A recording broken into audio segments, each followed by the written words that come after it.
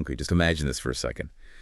You see photos pop up, maybe online, showing your country's top leaders having dinner with someone who's just been convicted for massive financial crime. Yeah, what goes through your mind, right? Exactly. And that's pretty much the situation that's been making waves in Singapore recently.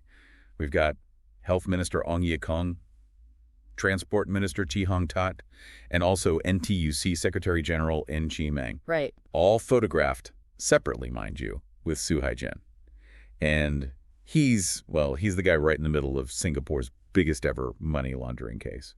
So what we want to do in this deep dive is really unpack this for you. We'll look at how these photos even surfaced, the reaction they've triggered, and the bigger questions that are now being asked about, governance and accountability in Singapore. We're mainly drawing from a report by 2230 that's been covering this. Okay, so walk us through it. How does this whole thing start? Where did the photos come from? Well, it seems they first appeared on Instagram, and the person who reportedly shared them was Charles Yeo, who used to be the chairman of the Reform Party.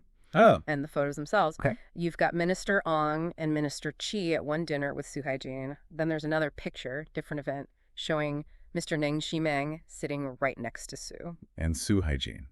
It's important we understand who he is in this context. Oh, absolutely critical. He wasn't just involved. He was a key figure in this enormous money laundering scandal. We're talking billions. Billions. Yeah, the authorities seized assets worth around $3 billion. It involved Chinese nationals, and there were whispers, alleged ties to organized crime too, plus reports about his, really lavish lifestyle. So $3 billion, yeah, that scale, plus potential organized crime links. This isn't just some minor issue. Not at all. It really hits at financial integrity, which is something Singapore, prides itself on. Definitely. So, okay, photos are out there. Naturally, people are asking, what were these meetings about? Now, the officials involved, all three, they've denied any improper relationship with Su. They have. Flat denials. But, you have to wonder, right? Given who Su Haijin is just saying nothing improper happened. Yeah. Really enough to calm public concern. And that's exactly the point, isn't it? Which leads us straight to how the Singapore Democratic Party, this SDP, reacted.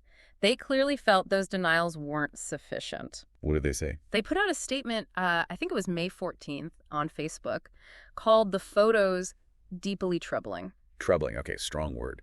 Did they suggest any action? They did. They're demanding an independent commission of inquiry. Right, an independent investigation, basically, to really dig into it. Exactly. And they have some very pointed questions they want answered about these dinners. Like, first off, when did they actually happen? Timing matters. Yeah, and were there any COVID rules still in place back then? Could those have been violated? Also, crucially, were the people at these dinners, properly vetted beforehand? Good question. Vetting seems key when you're talking about ministers meeting people. It does, and it goes further. Were the ministers there, in a personal capacity, just as individuals, or was it official business? And did their ministries even know these meetings were happening? That's another one. It really drills down into the whole nature of these interactions. The SDP is asking why. What was the purpose? Was it just socializing? A friendly dinner? Or maybe fundraising? Or could there have been, business interests, political angles involved? The worry isn't just did they break a rule, but the perception. Perception of what? Preferential treatment? Yeah, or compromised judgment. Anything that can make people think leaders aren't acting purely in the public interest. That really chips away at trust. And that brings us to the broader picture. Singapore's whole reputation is built in large part on clean, effective governance. Integrity is paramount.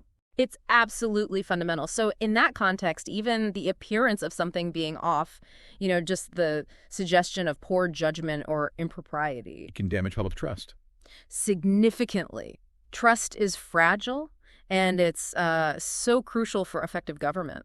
And you have to think about the message it sends, right? Not just within Singapore, but internationally, to businesses, investors, seeing leaders hobnobbing with someone convicted of such serious crimes. What does that signal? It inevitably raises questions about the internal checks and balances. How transparent are these kinds of meetings? What are the accountability mechanisms when things like this surface? So it loops back to that first question we kind of started with. You've got these high-profile figures, this massive financial scandal. Is simply denying any wrongdoing enough? Especially in a place like Singapore that puts such a strong emphasis on integrity for its public officials. So maybe the question we leave you, the listener, with is this. What does genuine accountability look like here? Right. What should happen next? And thinking longer term, what could the fallout be? For public confidence, for Singapore's international reputation. It's definitely a complex situation with potentially quite serious consequences.